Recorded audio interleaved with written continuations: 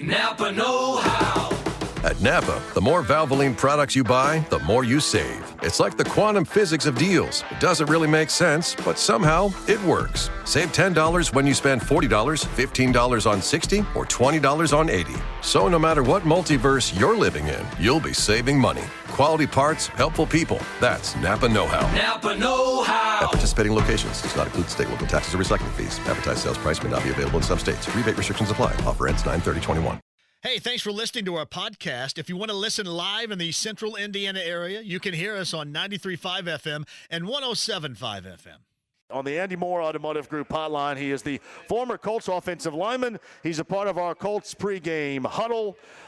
Myself, Bill Brooks, and when Gorman sometimes makes it on time, sometimes doesn't. Of course, I'm talking about Joe Wright. Hello, Joe. How are you? John, how's it going? Sorry I'm a minute late here, but good to be on with you. Good to be on with you as well. I want to first get your thoughts on that offensive line. It's something that we weren't really going to worry about other than left tackle, and as it turned out, it was a legitimate mess against the Seahawks in week number 1. Talk a little bit about what you saw out there, and hopefully with personnel, whether it's changed or the same or what have you, what needs to change going into Sunday? I just think better overall execution, and I think we all had questions about the left tackle and how Davenport would hold up, and he didn't have his best afternoon. But I think more than that, the guys that are usually your stalwarts, Ryan Kelly and Braden Smith, they didn't have great days either. And so when you combine 5 guys, we would always say if you only have 2 or 3 bad plays, that's probably a pretty good game. But if you have 5 guys that do that on different plays, now you're talking about 15 to 20 bad plays as a group. And so to me, I always go back to it's 5 people working as one unit, and that unit definitely did not perform well, did not perform up to their standard last Sunday, but I expect a highly motivated group to go out Sunday and take control and dominate the game. I mean, trust me, John, I've been on plenty of Colts teams where we did not win, and the offensive line is to blame, and that's a sick feeling. I mean, you literally have a sick feeling to your stomach all week, but that motivates you, that angst you have, that anxiety you have to want to go out and have a better performance, and what a better chance than against Aaron Donald and one of the best front sevens in the game.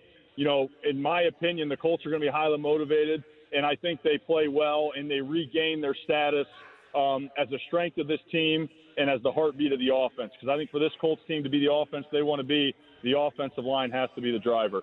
And we know what the Rams bring to the table, and I want you to talk about that in just a second. Joe Wright joins us. But one more time, going back to Sunday's game, what did Seattle do defensively other than just kind of out-physical them at the point of attack to put that pressure and 10 hits and 3 sacks on Carson Wentz on Sunday? What were they doing that made that offensive line that we put so much stock in look so bad? And I don't think it was necessarily more scheme. It was just individual guys making plays and being better than our offensive line, quite frankly. Now, in the run game, Seattle committed an extra guy to the box a lot. And when you don't have an extra guy, it's hard to run the ball. And what they did a really good job of was setting the edge. So I thought, again, tight ends did not have their best day blocking. And so if they're setting the edge and kind of caving us in like a V on the edge, then all of a sudden everything's forced up inside with Pittman and Hines. Or sorry, not Pittman and Hines. Hines and Taylor, there's nowhere for them to run, and then they bring down an extra guy in the box, that safety. Jamal Adams, there was nowhere to go. So I want to see us hopefully Sunday get more push, but maybe be a little bit more creative, space it out, run some from different formations.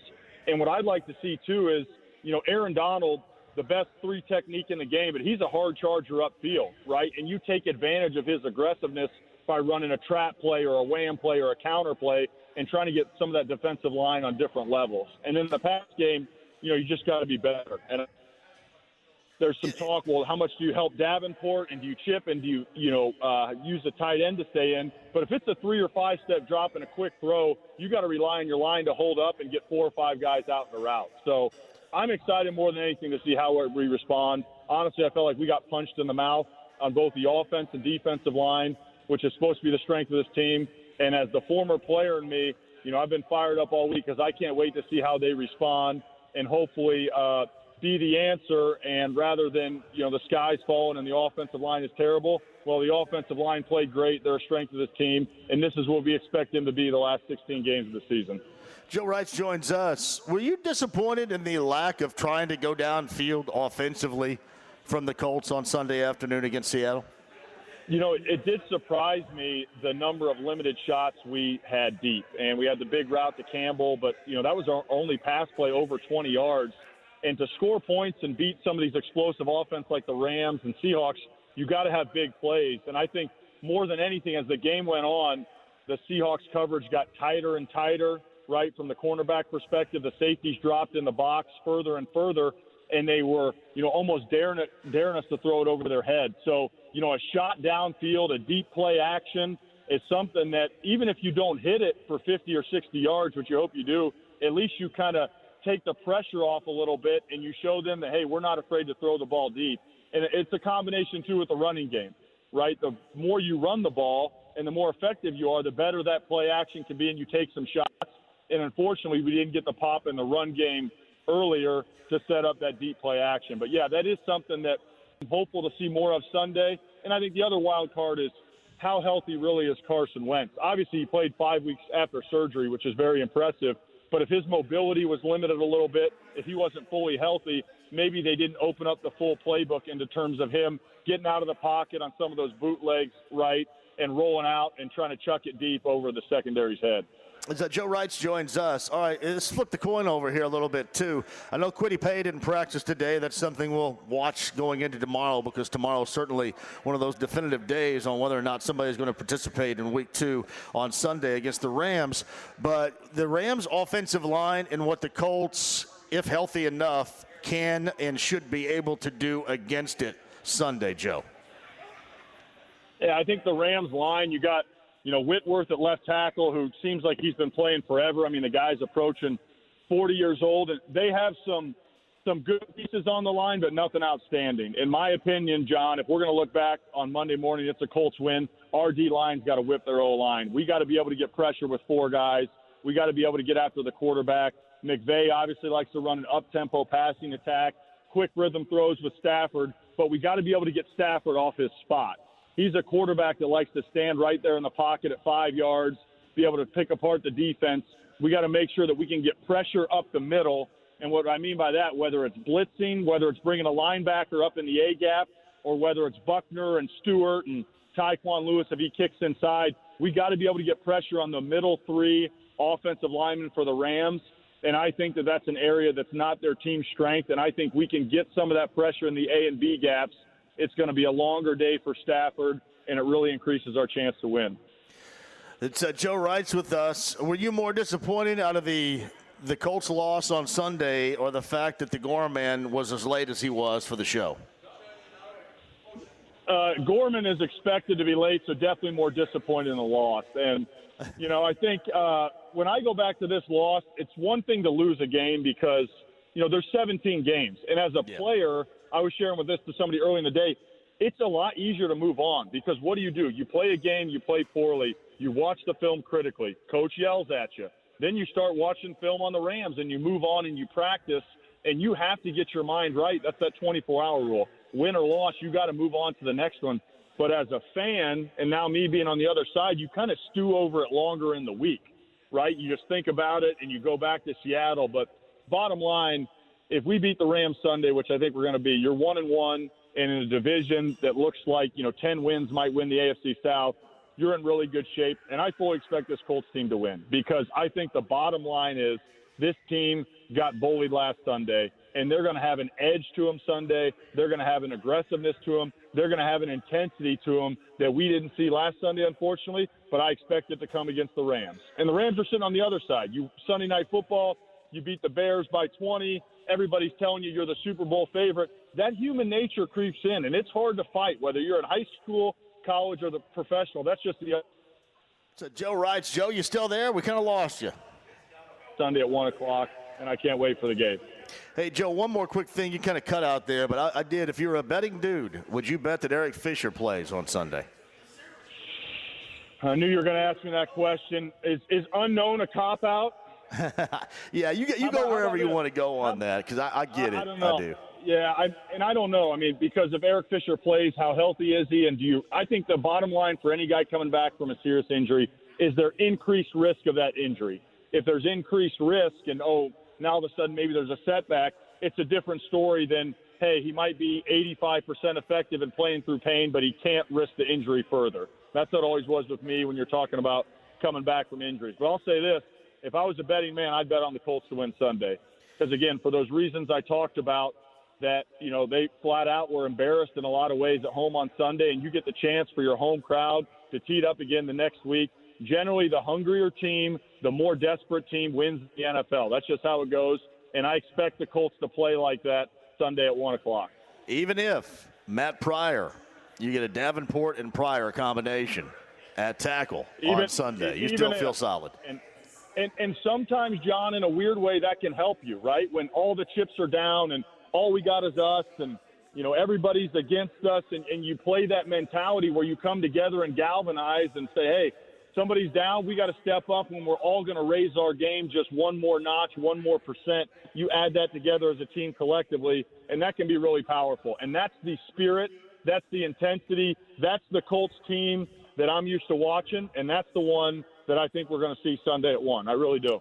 All right, Joe, I'll see you at 10 a.m. for the Colts pregame huddle. Me, you, Bill Brooks, and the Gorman, and we'll talk it up for 2 hours leading up to the Week 2 matchup with the Rams and the Colts at Lucas Oil Stadium. Former offensive lineman Joe Wrights on the Andy Moore Automotive Group hotline. Have a fantastic rest of the week and the weekend, and I'll see you Sunday. Can't wait for Sunday at 10 o'clock. We're going to bring radio magic and get people ready for a big Colts win. I love it. Thank you, Joe. I appreciate you, man. Thank you. Joe Wrights on the Andy Moore Automotive Group hotline.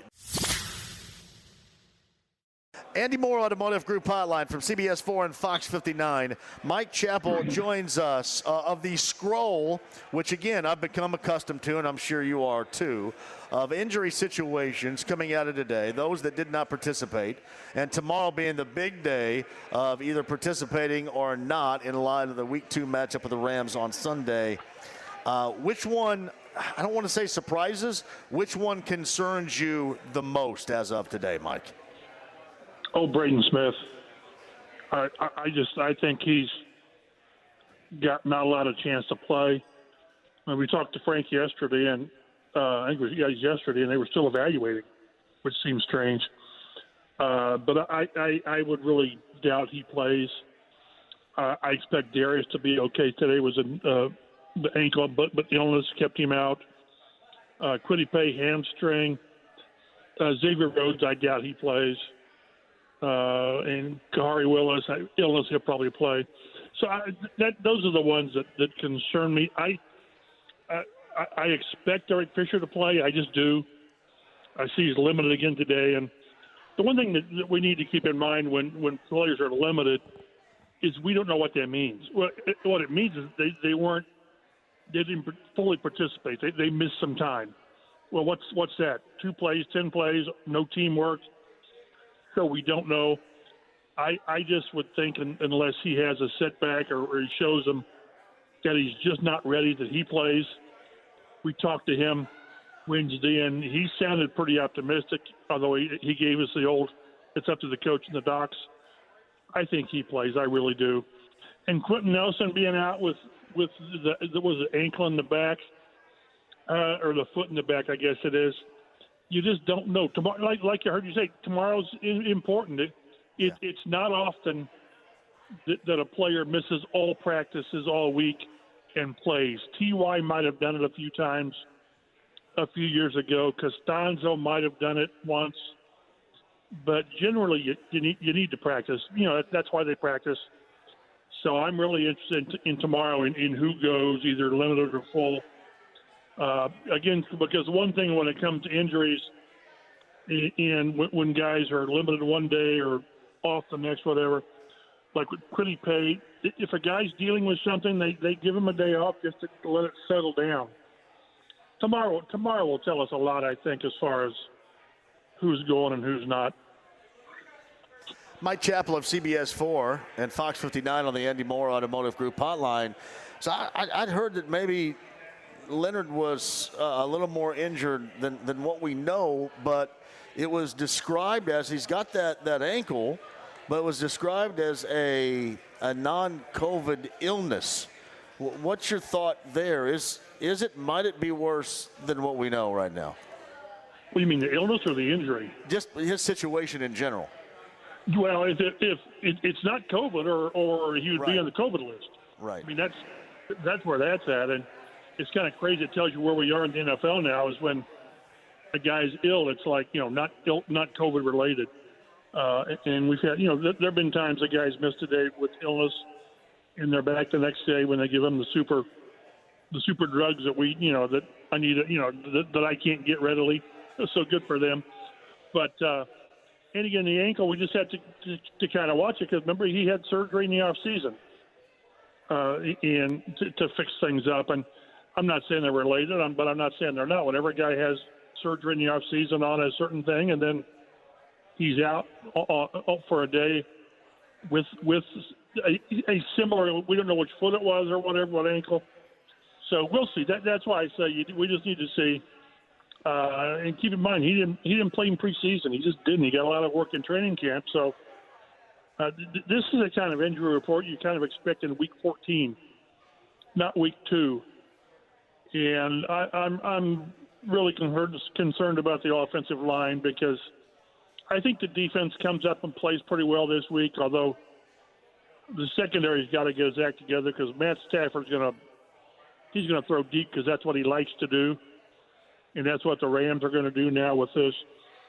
But the offense has got to find a way to operate efficiently and productively with what's not going to be their main offensive line. Eric Fisher, if he plays, it'll be his first time playing since he tore his Achilles in January. And if Braden Smith doesn't play and Fisher does, do you put Julian Davenport at right tackle, or do you put Pryor at right tackle? We talked to Frank early in the week, and Pryor really got in that trade with Philly.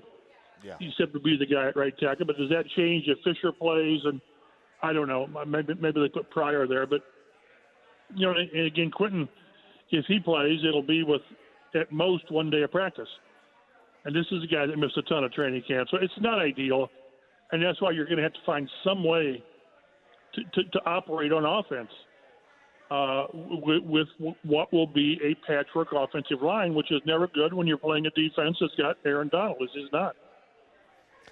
Mike Chappell is with us. What are the odds you think you see Davenport on the left side and Pryor on the right side? 30-70, because I really think Fisher plays. And when Frank says he's out tomorrow, I'll say, well, I was wrong on that. I just think by the way this has gone, and from listening to Fisher yesterday, it seems like he's on track.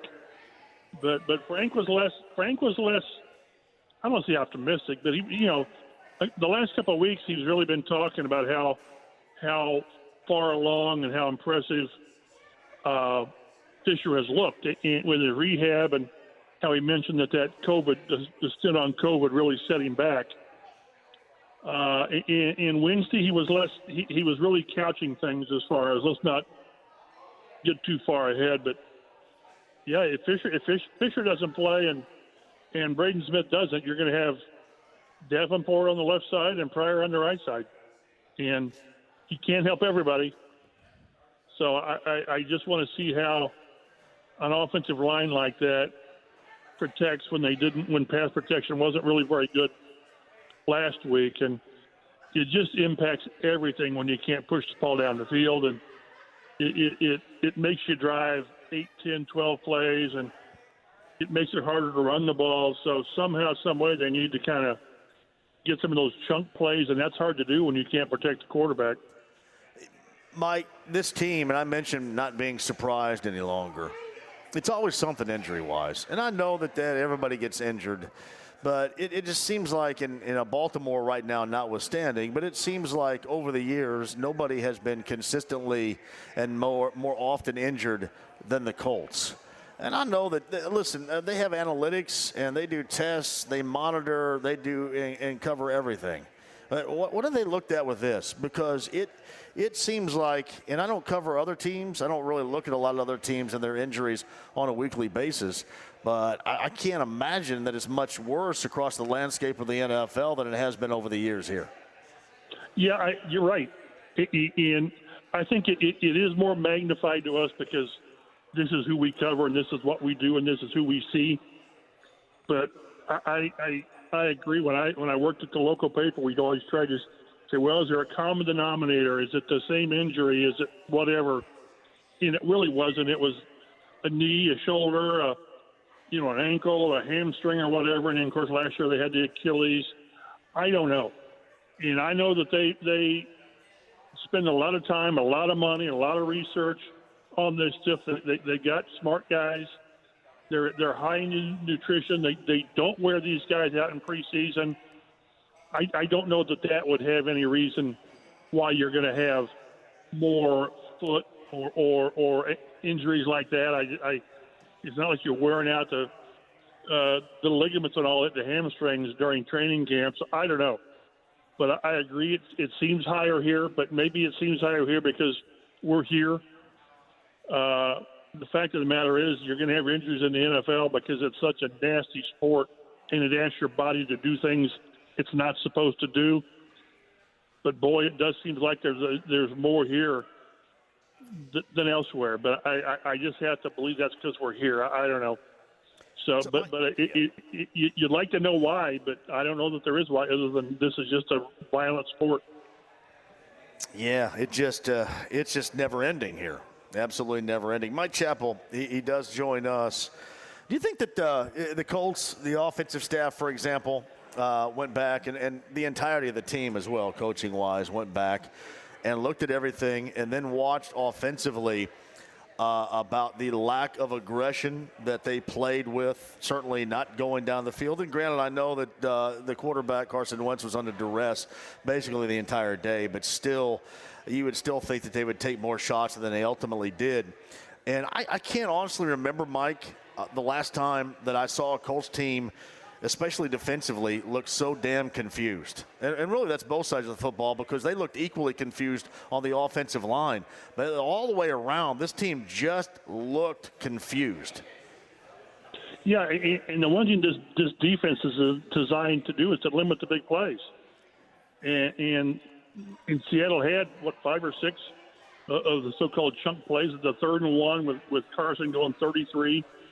It looked to me like that Okereke missed a tackle at the line, and we talked to DeForest Buckner. He said it was sort of like it was more on him because he got sort of out of his gap or whatever. So we don't know what was supposed to go on, but giving it the deep passes, it's your safeties just can't get beat like that. You can't let that happen. And whether they can get this fixed over the week. To me, Stafford and the Rams are going to take more shots downfield than Seattle did. Yeah, I agree. So I thought the corners held up okay. We didn't mention Rocky Sin's name, which is a good thing. But when the safeties are getting beat and you're getting beat, Darius Leonard underneath by the tight end, it's not a good day. And the sad part is the defense has to be on point every play. Well, the offense has to be right about 5 or 6 times.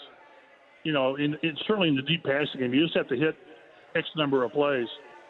But I'm really more concerned about what they can do offensively. And we talked to Frank on Monday, I think it was, and he said they had the deep plays called, and for whatever reason, then Carson never got to it. Whether it was probably because of pressure.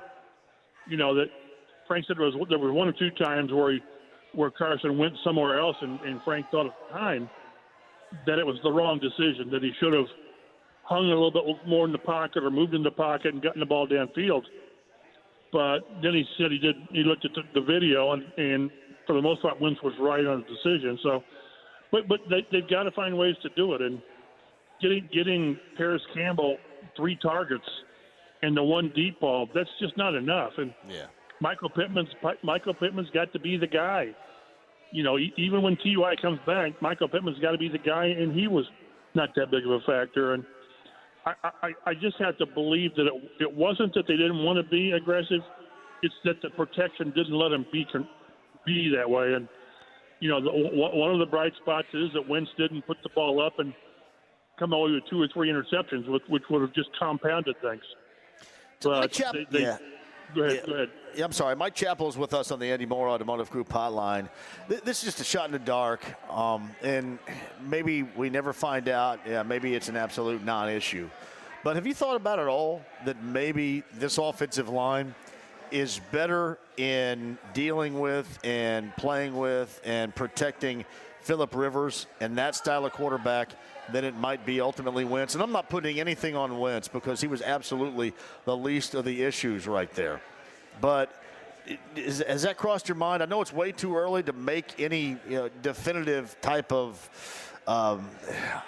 stance that this is absolutely the case. But it kind of occurred to me the other day. I wonder if that might be the case. And maybe it's just Rivers overall certainly seemed like then you didn't need to coach him up. He had everybody in the right place, and he was like that extended coach on the field, whereas maybe in game number 1 that wasn't the case for Carson Wentz. Well, the ball came out a lot quicker with Rivers. He was very decisive on where he was going with it, which means the receivers have to win off the line of scrimmage, which maybe that was part of the problem too last week, is that they weren't getting separation right away. But at the same time, I'm thinking that if Phillip Rivers would have been playing quarterback last week, there would have been more than 3 sacks and more than 10 quarterback hits. You're probably right. Probably right. So in that case, no, that's not a good thing. But again, we'll see. The problem with the NFL, if you want to call it a problem, the issue with the NFL is that everything is in one-game snapshots. So, so much is the concern now. They couldn't throw the ball down the field. They couldn't get the running game going. They couldn't make too many big plays. And they did. If that's an issue going forward game after game, then these guys have issues that are going to persist all season long. So let's see how this goes. And if we're talking in a month, they're still not getting the ball down the field and Wentz is averaging 6.3 yards an attempt, then we have problems, because those are Jacoby Brissett numbers. And remember how we talked about that the year he started for all that time, where they weren't getting the ball down the field. Yeah. Let's let it play out and see, but this can't continue, because if you don't get the ball down, at least throw the ball down the field to have the threat, then people crowd the line of scrimmage, and then it's harder to run. And you've got to be able to run. They're so connected.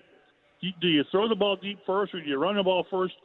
They've got to get that going, and it's just hard to make that snap judgment with one game. But that one game certainly was not good enough in all of the things that they need to do.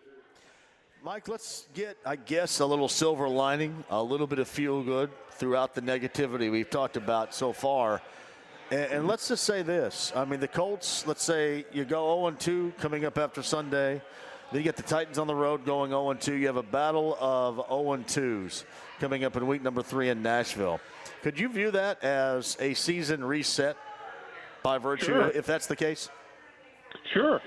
If you want to, my main silver lining come out of Sunday was that Carson Wentz was not a problem.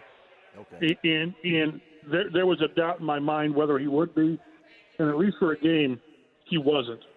But the other silver lining is that Tennessee got whacked at home, just got decimated, and now they're going to Seattle.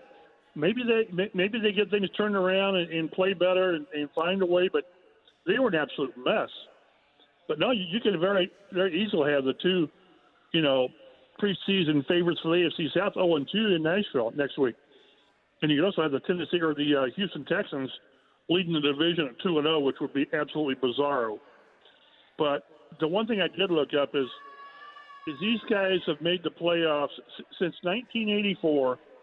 They've made the playoffs one time, starting 0-2. Out of about, it looks like there's about 14 or 15 years they started 0-2. They made the playoffs one time, and that was in 2014, in a non-strike year. So now it's a little different this year with 17 games. It's a little bit different this year with the expanded playoffs. But as we've talked, you talk about the must-wins and all this thing. You just can't get to where you're chasing all season. That's why as much as you don't want to rely on somebody else, at least Tennessee's, stepping all over themselves as well. Because that's the team in the end you're going to have to beat. It just is. Houston won't sustain this. There's just no way. But you just can't be this early in the season and say, well, at least Tennessee lost two. Well, that's just not the way of doing it. So, maybe these guys, they find a way to beat the Rams.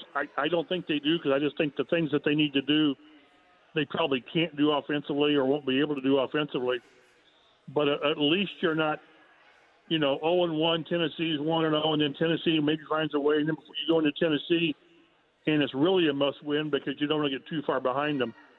That's a silver lining, but I just hate to hang my hat on that this early in the season. So Mike Chappell of CBS 4 and Fox 59, and somebody here is very excited about that particular take from Mike. I'm going to move on, to as far as further down the road of the schedule.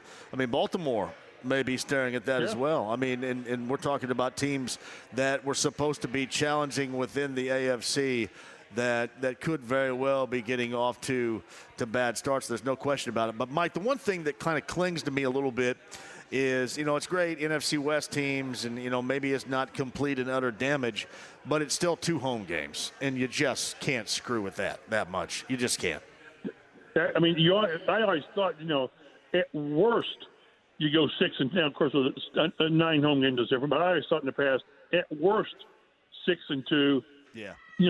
7-1 really, and then sort of hold your own on the road, and go 4-4 on the road, then you won your 10, and then you'll see where it goes.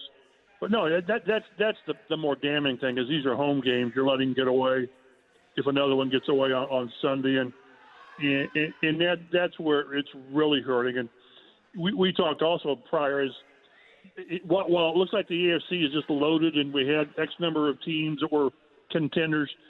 You just don't know. Are the Raiders that good? Maybe they are. And maybe the Browns. It's funny, I saw that stat from the Browns, is that they've won one season opener in the last, since they've been in the league. since they returned. One time. And they haven't won in like 17 years. It's incredible. I thought these guys had it bad. But again, you've got to win at home. You just have to win at home, because it is hard to win on the road for a lot of reasons, the travel, the attractions, and all that. At home, you've got to find a way to defend the home turf, and starting 0-2 is bad. Starting 0-2 at home makes it worse. No doubt about that. Well, tomorrow's going to be a big day. It seems like more times than not over the years, we have kind of viewed Friday as a big day, like almost as big as game day, right? Just to find out if somebody is on the right path to be able to participate in that game. Well, and again, it's seldom that the guys play if they don't practice all week. Maybe they make an exception for Quentin if this is a back and not the ankle. Back. Anyone who's got a back issue, when it flares up, you can't do anything. So we'll see if this thing bothers him all season or for a month or whatever. But it's not the way you want to go into week 2 at all. So Mike Chappell of CBS 4 and Fox 59 on the Andy Moore Automotive Group hotline. Be back up. It was good to see you on Sunday up in that press box. So it's always great to see guys when we get back to something that resembles normalcy. Yeah, that you know what, that part made me feel good, and then ultimately the game really didn't make you feel good. But being there and seeing everybody there, and then seeing, I felt bad for that crowd, man, because they were juiced. I mean, they were juiced at the beginning, and they just had no reason to continue it. I mean, they were just continuously let down by the way the team played. Well, again, it just shows you that the fan base has high expectations, and they're there to do their part as long as they can. And at some point, the team has to kind of hold up its end. So Mike Chappell with us. As always, I appreciate you. See you Sunday. Thank you. Mike Chappell of CBS 4 and Fox 59. He's on the Andy Moore Automotive Group hotline.